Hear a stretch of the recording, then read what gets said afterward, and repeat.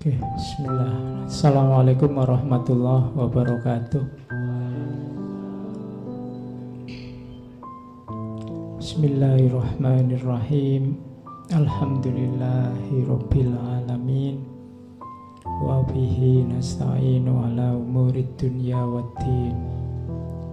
Allahumma sholli wa sallim wa barik ala habibina wa syafi'ina Sayyidina wa maulana Muhammadin wa ala alihi wa ashabihi wa man tabi'ahum bi ihsanin ila yaumiddin. Bismillah, mari kita mulai ngaji lagi.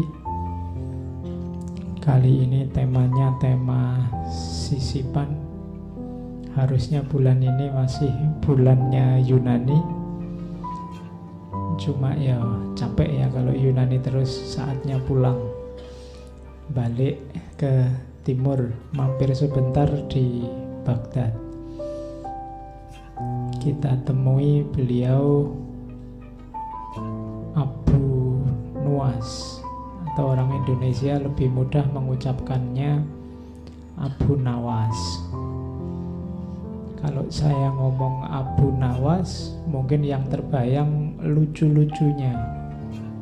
Ya. Padahal sebenarnya tidak begitu.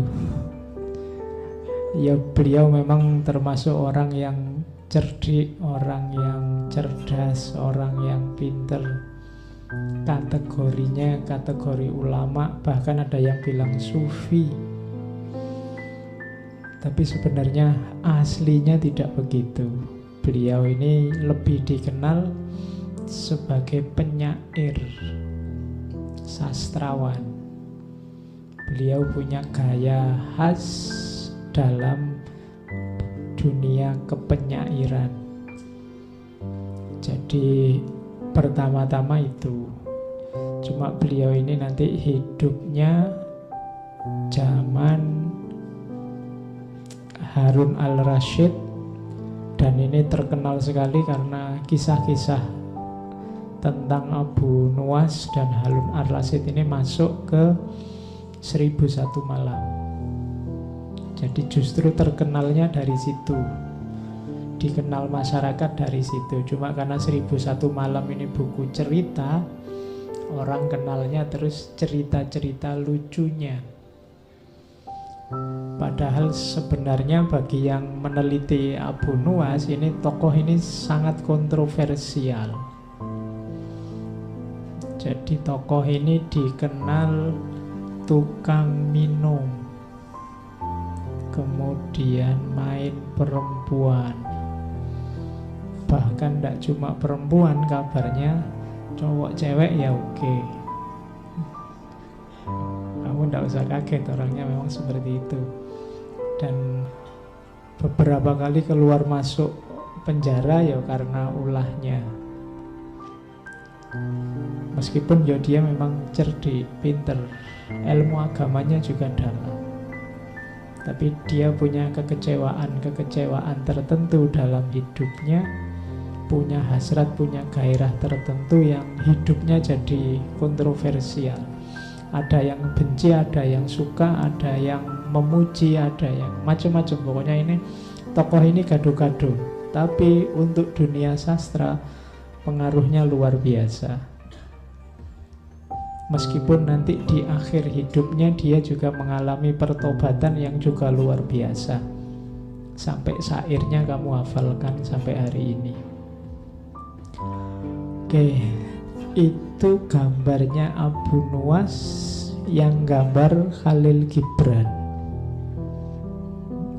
tahun 1916. Jadi di antara yang disukai penyair oleh Gibran itu Abu Nuwas. Kalau dia sendiri sih hidupnya sekitar tahun 750 nanti meninggalnya 841. Abu Nuwas ini gelar. Nuwas itu artinya rambut yang ikal. Jadi dia dikenal rambutnya ikal sampai sebahu. Ini saya bawakan foto patungnya. Patung ini ada di Baghdad. Nama aslinya Abul Hasan bin Hani Al-Hakami.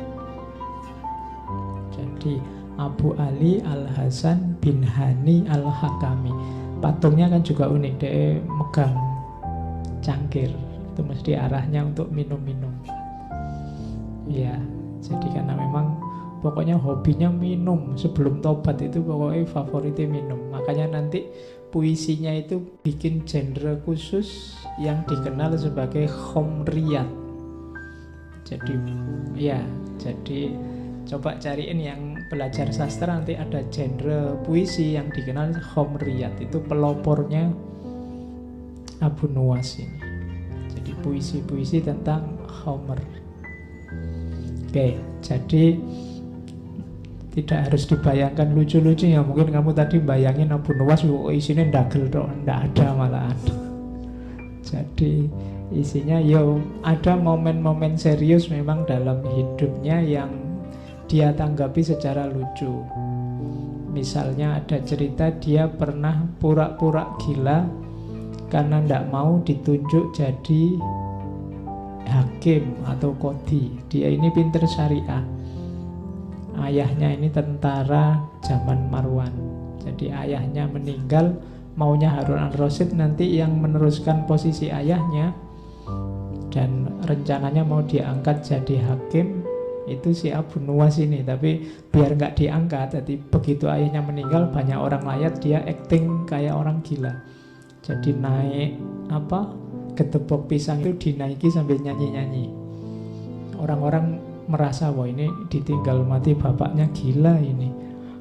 Jadi terus Harun al-Rasyid merasa ini kalau orang kayak gini diangkat jadi hakim bisa kacau ini. Terus kata penasehatnya, ditunggu aja raja, mungkin dia lagi shock bapaknya meninggal, ya 10 hari lah. Akhirnya terpaksa acting jadi orang gila 10 hari. Ya, biar tidak jadi hakim. Ya, karena dia hidupnya ingin enjoy, ingin senang-senang meskipun nanti ada maknanya. Oke, ya dia suka bikin kontroversi memang dalam hidupnya, pokoknya suka gaduh, suka rame-rame. Tapi dalam konotasi dia sebenarnya sering bikin satir, nyindir masyarakat, nyindir orang-orang yang munafik, orang-orang yang hipokrit. Nanti kita lihat di mana hipokritnya yang disindir oleh seorang Abu Nuwas, sehingga nanti orang mencitrakan dia sebagai orang yang cerdik, orang yang pinter, orang yang lucu. Tapi ini sebenarnya isinya memang dia satir-satir. Karena kecerdikannya, raja-raja ini susah nangkep dia, mau nyiksa dia juga susah. Karena kalau dipikir-pikir ya tidak salah dia, itu karena kecerdikannya. Nanti beliau sempat diasingkan ke Mesir zaman Harun al-Rasyid. Begitu Harun al-Rasyid meninggal, dia balik lagi ke Baghdad saat sultannya saat itu putranya Harun al-Rasyid dan muridnya Abu Nuwas, Al-Amin. Kalau Al-Amin agak bebas, banyak syair-syairnya Abu Nuwas nanti diproduksi era Al-Amin ini. Tapi Abu Nuwas tidak cocok sama adiknya Al-Amin, Al-Ma'mun. Oke. Dan ya hidupnya keluar masuk penjara. Nanti meninggal, ada yang bilang meninggal di penjara, ada yang bilang meninggal dipukuli orang karena dia salah satu puisinya nyindir salah satu bani, salah satu suku, sehingga dia dipukuli orang terus sakit terus meninggal. Oke, tapi yang jelas beliau hidup ya sekitar 57-58 tahun. Tapi karyanya luar biasa. Dikenang orang karena puisi-puisinya, dan terakhir karena pertobatannya. Nah, ini sebenarnya malam ini kita belajar bagaimana orang yang sangat pinter tapi kemudian kecewa dengan lingkungannya, sehingga kemudian jadi sangat cuek, ingin senang-senang saja, tapi akhirnya terus tobat. Itulah seorang Abu Nuwas. Oke. Ini saya koleksi dulu komentar-komentar dari tokoh-tokoh biar kita kenal siapa Abu Nuwas. Sudah banyak buku, banyak kitab yang ditulis tentang Abu Nuwas. Malam ini saya banyak membawa dari diwannya, Diwan Abu Nuwas. Itu yang banyak diteliti baik di timur maupun di barat, selain buku yang lain. Itu beberapa komentar tentang Abu Nuwas. Yang pertama dari Abdurrahman Sidki. Katanya Abdurrahman Sidki, Abu Nuwas itu orang yang tolibul ladzat, orang yang pokoknya nyari nikmat, nyari seneng. Cuma katanya Abdurrahman Sidki, kelezatan yang dimaksud bukan kelezatan duniawi, tapi kelezatan intelek. Maksudnya apa? Dia suka kelezatan intelek. Yang dia lakukan sebagian besar adalah berpikir dan mengkritik masyarakatnya. Jadi Abu Nuwas ini perilakunya adalah perilaku kritis terhadap masyarakatnya. Jadi Abu Nuwas sering nyindir masyarakat itu suka munafik, suka hipokrit. Kalau seneng tidak mau bilang seneng karena jaim. Kalau suka enak itu tidak mau bilang enak karena khawatir dengan keenakan itu derajat sosialnya turun. Itu yang sering dikritik oleh Abu Nuwas. Kita kan sering itu hidup ini dengan gaya jaim. Jaim itu kan salah satu bentuk malu-malu, tidak mau mengekspresikan kebahagiaan, kesenangan. Nonton apa padahal seneng, tapi kalau ditanya suka enggak, itu tontonan itu membuat kita lupa akhirat. Nah, kita suka gitu. Padahal ya seneng. Itu dikritik oleh Abu Nuwas. Jadi masyarakatnya Abu Nuwas itu, bagi Abu Nuwas banyak yang hipokrit, munafik. Enak tapi nggak ngaku, seneng tapi nggak ngaku. Oke. Kalau ditanya, kan banyak orang ditanya misalnya, suka enggak ini? Enggak, saya enggak suka karena agama melarang. Nah, itu kan bagi kalimat ini kalau konotasinya seolah-olah dia enggak. Padahal lebih jujur kalau versinya Abu Nuwas bilang aja saya suka, tapi sayangnya dilarang oleh agama. Nah, itu lebih jujur daripada enggak, saya kayak gitu-gitu jauh, saya itu bersih, saya itu enggak. Oke, mending jujur loh. Nah, masyarakat yang hipokrit katanya Abu Nuwas. Itu komentarnya Abdurrahman Sidki. Ada komentarnya Saiki Daif. Saiki Daif ini bilang bahwa sebenarnya segala kontroversi tentang Abu Nuwas itu karena krisis pribadinya. Dari mana krisis pribadi ini muncul? Karena melihat agamanya dan masyarakatnya cenderung fokus ke materi, materialistik. Dan itu ditertawakan oleh Abu Nuwas. Dan dia menertawakan mereka tidak dengan cara mencaci maki, tapi dengan cara gayanya sendiri. Termasuk mabuk-mabukan tadi, termasuk segala kemaksiatan yang dia lakukan di masa muda. Itu karena dia merasa sebel luar biasa dengan masyarakatnya. Mungkin di kalangan kalian adalah yang muda-muda itu kan yang sebelnya luar biasa lihat situasi hari ini. Nah, itu kalau Abu Nuwas terus lahirnya jadi minum-minum, hura-hura, pokoknya asik aja tiap hari, maunya begitu. Itu lahir karena kekecewaan. Katanya Saiki Daif itu karena akumulasi krisis pribadi. Oke, ya sebenarnya kita semua bertanggung jawab agar orang-orang semacam ini tidak lahir karena eman-eman. Abu Nuwas ini kabarnya juga hafal Al-Quran, ilmu agamanya dalam. Kalau katanya Abbas Mahmud Aqad, Abu Nuwas ini agak narsis. Jadi cinta diri yang berlebihan. Nah, itu makanya di banyak cerita seolah-olah Abu Nawas ini tidak bisa kalah. Kalau ada apapun dia selalu menang karena dia memang pinter. Jadi sakarepe dhewe ditanya dalil apa saja dia bisa jawab. Bahayanya orang pinter yang kayak gini kan semacam itu. Jadi keliru tapi punya dalil. Oh, itu tidak sembarangan. Jadi kadang-kadang ilmu itu bisa jadi musibah semacam ini. Jadi semakin kita pinter, akhirnya kita juga pinter menjustifikasi kesalahan. Sudah jelas-jelas salah, kita punya argumen terhadap kesalahan itu. Nah, itu penyakit.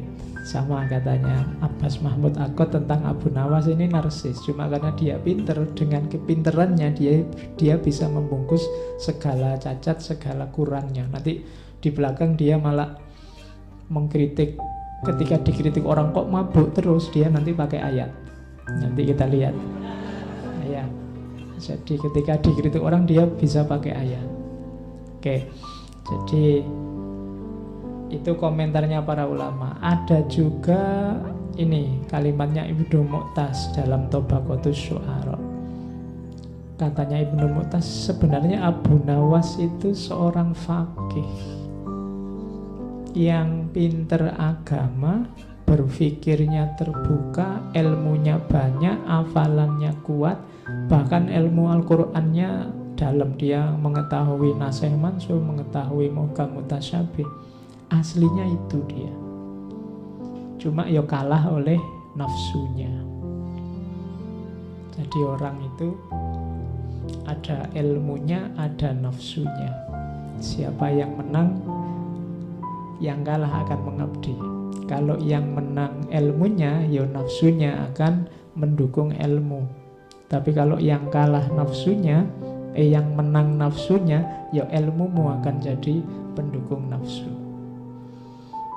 Jadi katanya Ibnu Mu'taz, Abu Nawas termasuk Abu Nawas babak pertama sebelum tobat itu orang yang kalah oleh nafsunya, sehingga ilmunya akhirnya menjustifikasi dipakai untuk membenarkan nafsunya. Sama kayak kalian pacaran terus pakai dalil waja'alnakum syu'uban wa qabaila lita'arafu. Nah, itu dalilnya kan muncul belakangan, pacarannya duluan. Nah, itu hanya menjustifikasi. Nanti kalian melakukan apa biar kelihatan syar'i, terus kamu tambahi dalil. Padahal itu mungkin keliru. Dalilnya arahnya tidak ke situ, tapi kamu pakai ke situ.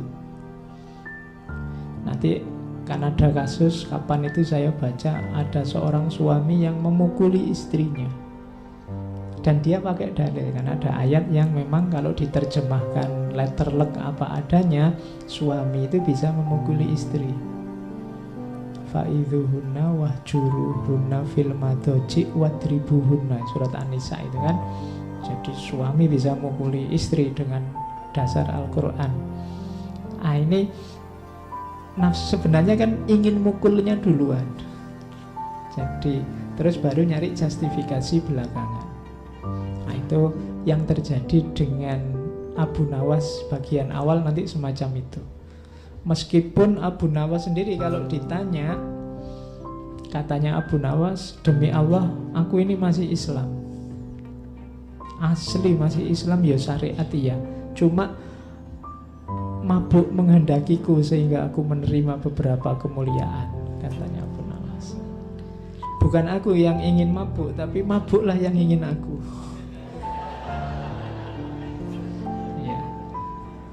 Ya. Jadi pinter wong ngomong ya.